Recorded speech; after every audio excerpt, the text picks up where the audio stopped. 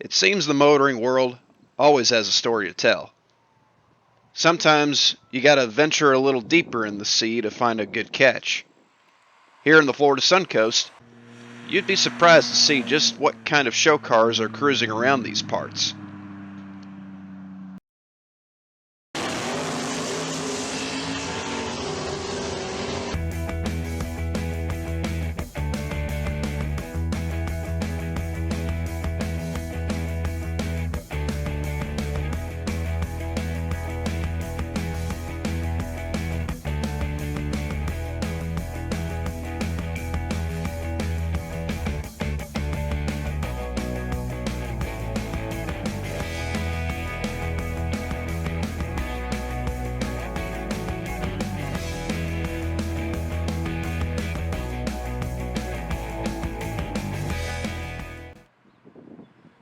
Ed Cashman was still in the U.S. Navy when he saved up to buy his first ever Ferrari, a 1981 308 GTBi, purchased new from a Ferrari dealer in North Carolina.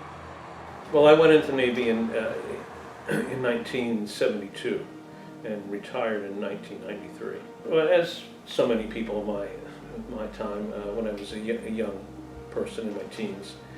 Initially, I didn't have a lot of interest in cars. We didn't have anything special in the house, just the Ford or Chevy that we had, and it was just transportation.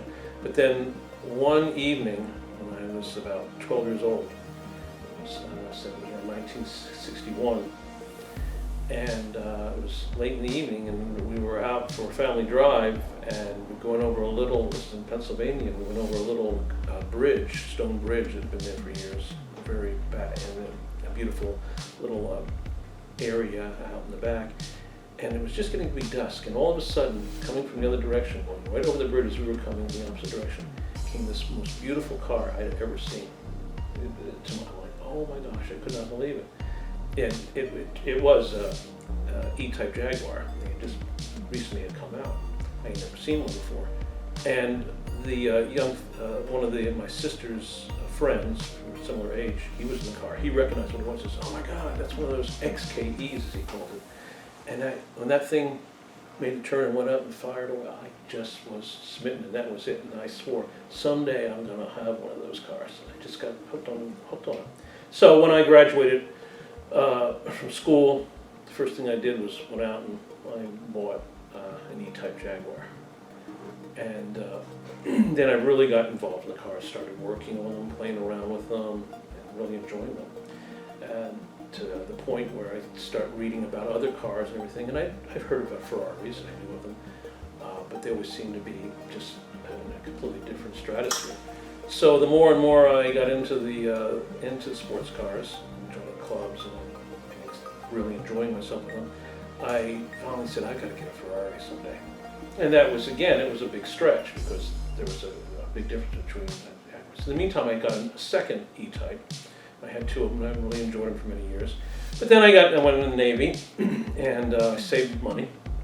It was my dream to have a Ferrari. And so in 1981, I was in a situation where I had some saved money, and I started looking around and went to a couple dealerships. And I found one down in North Carolina, Greensboro, North Carolina at the time, called Foreign Cars Italia, and they were very helpful. And the owner and proprietor, Steve Barney, he was also a Navy veteran, and he was very kind, and he said, if you're interested, there are 4 of them available right now, and you can have your pick of any one of the 4. And I said, oh, the colors were, as I recall, they were a yellow one, a silver one, a black one, and this blue one. And I hadn't seen any of them, but I said, well, that blue one sounds very interesting. He says, it's a gorgeous color. If you see it, you like it. So Steve was great. He flew me down to North Carolina. I was stationed up in Brunswick, Maine at the time. And he said, don't worry about it. If you don't like the car for any reason, or something, it's no problem. You can fly home and there's no questions asked. He says, but I got a feeling you're going to really like it because it's a beautiful car. And so we got down there, he met me down at the airport, and it was wonderful. And as soon as I saw the car, I was taken. I said, oh yeah, I love this car. And I took it out for a test drive, and from then on, that was it. I knew I had to have it. So I acquired it, and I've had it ever since 1981.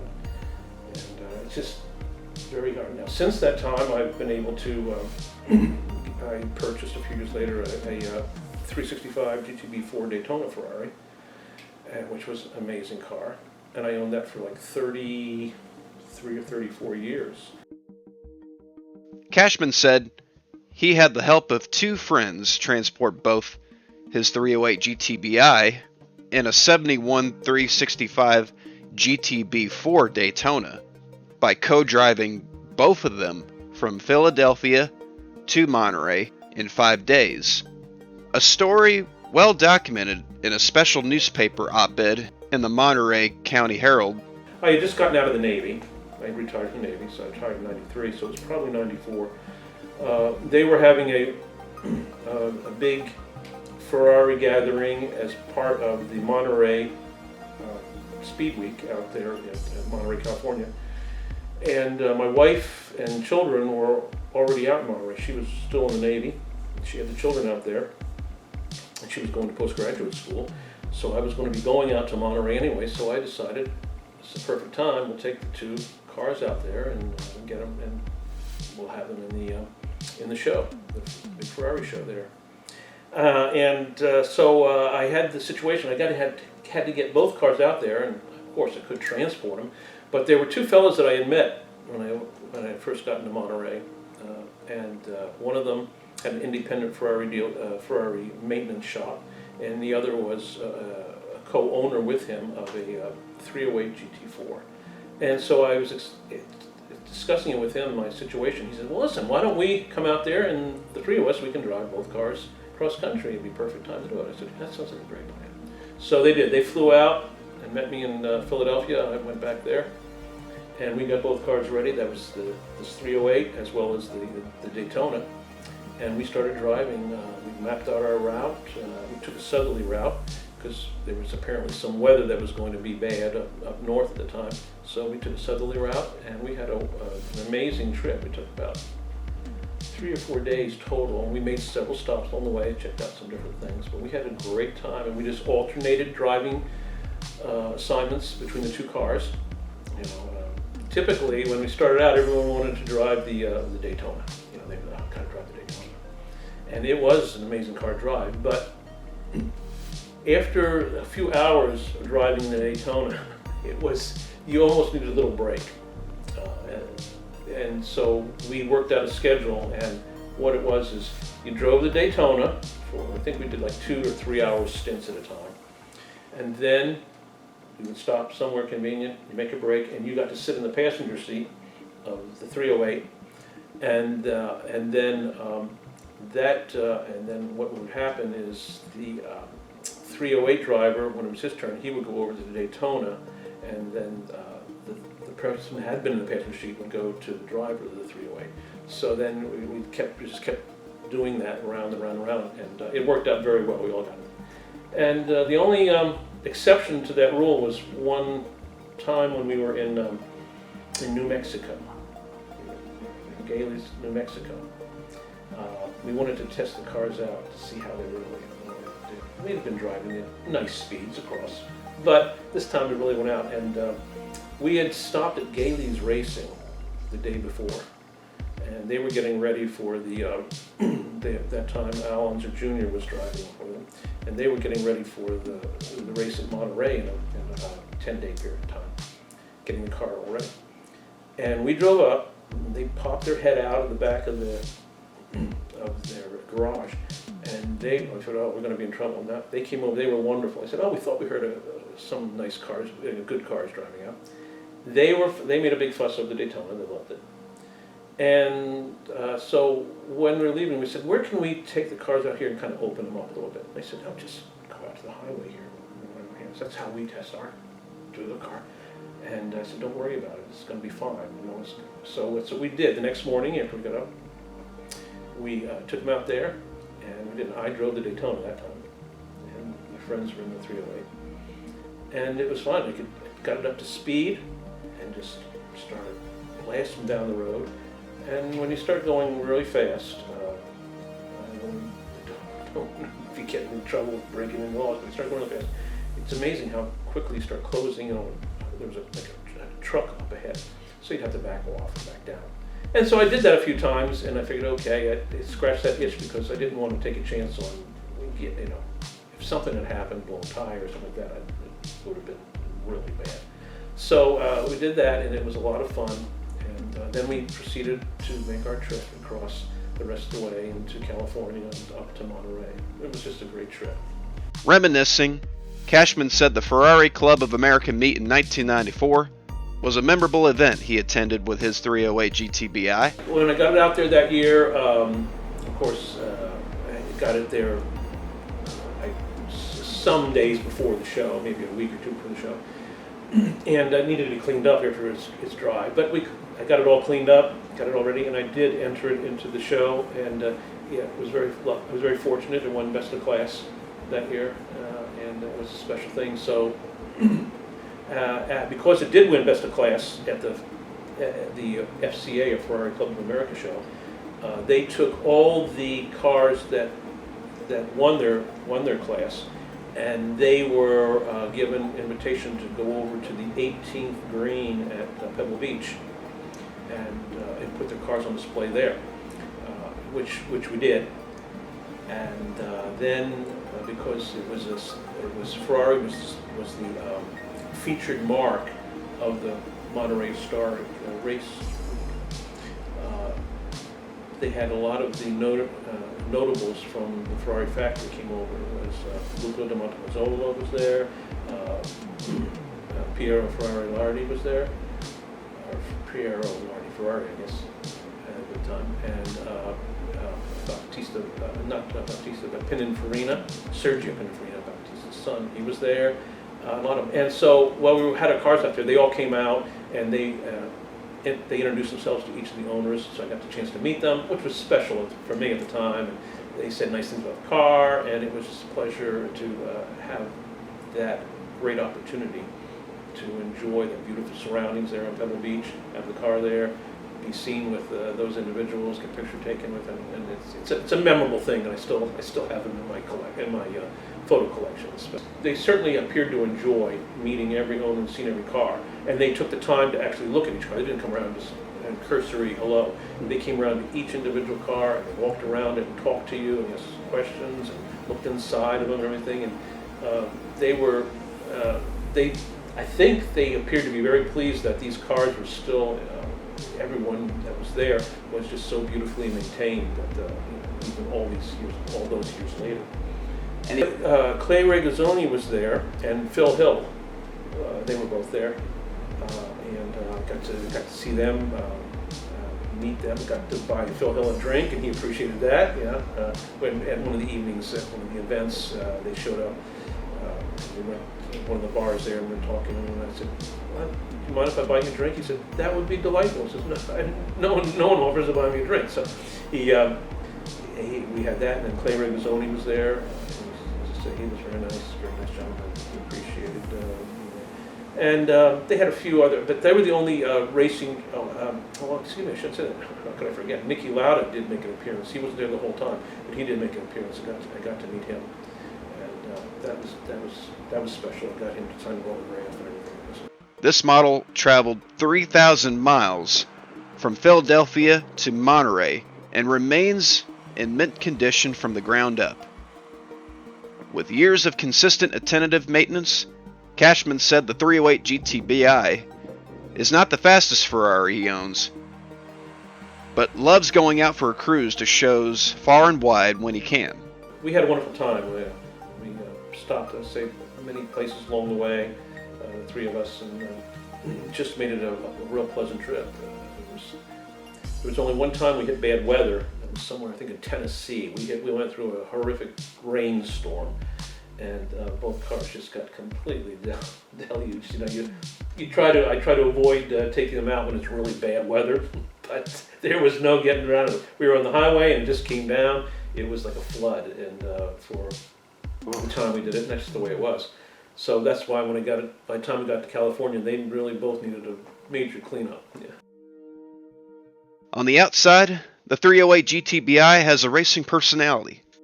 Measured at 174.2 inches long and 67.7 inches wide, and sporty side window quarters and side air scoops.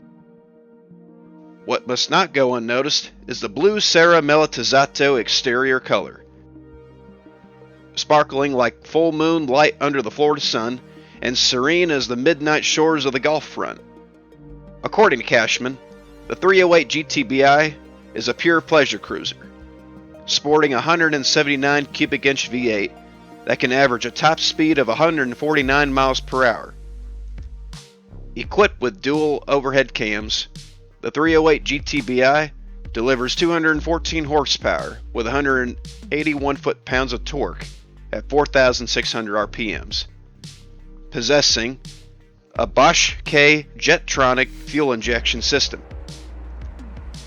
If this blue caramelizzato Ferrari 308 GTBi can be described in one word, then perhaps bellissimo has a nice ring to it. A ride in the 308 GTBi feels like being at a go-kart, which coincidentally Cashman also described the drive as. The GTBi was a smooth and comfortable ride, the kind of Ferrari that you would take out on a date night to a 5-star restaurant and have guests at the valet gossiping whether that's Tom Selleck pulling in or Don Johnson. Looking inside, the 308 GTBi's plush leather buckets are as tan as Sam Neill's khakis from Jurassic Park, enough to perhaps enthrall the mind of a Concours d'Elegance judge to question where to draw the line of imperfection. Climbing in the driver's side feels like being surrounded by a Swiss watch, but with Ferrari precision and perfection. The gauges on the dashboard are functional, easy to read, and looks race ready, with the center console located comfortably within hand's reach and ready for engagement, as if the 308 GTBi was an airplane. Cashman said, while he no longer has the GTB4 Daytona, he replaced it with a 2000 Ferrari 550 Maranello. One look at the 550 Maranello looks like a spy car ready for an undercover patrol in the streets of Paris. Say if the driver works for Interpol. With a name like Ferrari, it'd be hard to believe no car enthusiast wouldn't fantasize having one of their own in their garage, especially a 2000 550 Maranello. This 550 Maranello is among 3,083 produced from 1996 through the 2001 year model period. Ed Cashman bought the Maranello used in 2017 from a private owner. The 550 Maranello is a reflection of Ferrari's return to the V12 powered road cars, a far cry from the Ferrari V12 Grand Tour models dating back to the 1950s. I drove it the first time after I purchased it. I dealt with a good friend of mine who's a broker, and he's very involved with Ferraris all his career, his life. And so he had it all checked out for me and did pre-purchase inspections, and he had some knowledgeable people who I got to know go out and check it out, because it was found up in it was located up in Connecticut, and I was down here in Florida. So there was the option I could have gone up there and see it, but they have much more insight into the things to look for than I did. So they gave me reports and sent pictures, and we talked, and took videos and everything, and they checked it all out. And they said, "This is a great car. If this is the one you want." So we went ahead and they said, "Okay, let's get it. So they had it, got it. They had it detailed out, and then they had it shipped down to me. And that's when I got it. I've been delighted with it ever since. While this year model may perhaps be far from qualified as a vintage car, this 550 Maranello is about as mint condition as a vintage show car, with all components working 100% and well maintained by the owner. Measured at 179.1 inches in length and only 76.2 inches wide. And what's not a Ferrari without a little muscolo? packing a 5.5-liter V12 that averages 485 brake horsepower at 7,000 RPMs. Compared to Cashman's 308 GTBi, the 550 Maranello's interior is a blend of classic Italian luxury and race-ready comfort, complete with mounted adjustable bucket seats plush with Italian leather, along with the Scuderia's signature shift gate with a brushed aluminum finish that gives the appearance of stainless steel. The kind of look that might have you wondering, why aren't all manual stick shift vehicles like this? Once fastened into the 550 Maranello, and you feel like Michael Schumacher ready for a mock qualifying lap. Seating that is molded and adjustable for the driver and passenger's need for speed, with ice-cold AC blowing right in the face when the heat is on. It's amazing. It's a much more refined car than the Daytona is. Of course, you've got to consider the expansive years and what had changed over there. They're both GT cars, but the 550 to me has a dual personality. It is a GT car, but it also has so many characteristics of a true sports car in the way that it handles. Of course, the suspension's different. They've made great advances in things for road-going cars. And the first thing you notice is the incredible low-end torque the car has. It's just got an amazing amount of low-end torque, and you can have that car in the higher gears and you just putter it around, let the RPMs fall off, and then hit it again, and it won't hesitate, it won't sputter, it won't jerk or anything. It'll just smoothly, like a turbo, just take right back off and go right up through the right up through the gear. It's incredible. You wonder how does it work, but it has that ability to do that, and it's quick off the line, much quicker than Daytona ever was. It's got so much power in many ways. I mean, back then it was one of the truly premier cars of its time. As you say, we're 20-some years later, and things have progressed, and there's a lot of cars out there that have more horsepower or more capabilities in certain areas than this one. But putting it in perspective, it's still a great car to drive, and it's very comfortable as well. That's the thing. It feels very solid. It doesn't feel fragile in any ways. It feels really, really, really sturdy all around you, and it's got so much power and finesse and capabilities, and you can throw it in the corners and just go. It's so well balanced. It is still to this day, even these many years later, an incredibly advanced car for just driving and enjoying. While cargo space in the rear may look compact at first, peek inside and you will not only find a pretty good amount of space, but the 550 Maranello's official toolkit for life's unexpected moments on the road, including an air pump for the tires, are present. Luca de Montezuolo, who was then head of Ferrari, he had, from what I've understood, he had directly tasked his engineers to come up with a car that would have all the capabilities and drivability and enjoyment and luxury and everything he wanted, but he wanted it to be easy to maintain and something you could use as a daily driver if you so desired. The cars prior to that, after the Daytona, that was replaced by the Boxers, 365 and the 512, and then subsequently the Testarossas. So they were mid-engine cars, and they were more, I guess, what people consider exotic. And they're wonderful cars and amazing to drive, but they didn't always have the comfort level or the ease of maintenance that he was seeking. He wanted to go back to the roots. So that's when they came up with the 550. And interesting enough, Michael Schumacher was very much involved in the test driving of that car, everything to get everything out of it. And they introduced it at the Nürburgring the year when they were giving it to the public to show its driving capabilities and everything. And there were a lot of, I shouldn't say a lot, but apparently there were considerable people that were a little skeptical, going, well, going back to a front engine car, Did we miss something after, because everyone had gotten used to exotics being more the mid-engine stuff, the Lamborghinis, the Ferraris, etc.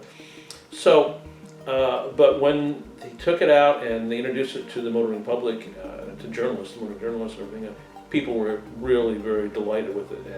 And actually, it appears that over the years it has acquired more of a following, and people seem to admire the styling and its capabilities more in some ways now than they even did back then. They thought it was a very nice looking car, but it seems to now people really like the way it looks. Mm-hmm. It's aged, I'd say it's aged very well. The 550 Maranello is as docile as a poodle in traffic and accelerates like a fighter jet. And braking was responsive and well ordered. Truly, another well-preserved breed of horse. Now living in Venice, Florida, Cashman and his 308 GTBi and Maranello are still cruising together with ease and summer holiday vibes. I still needed to have a V12, it just bothered me, so I acquired the 550 Maranello, which is an amazing car. It's incredible.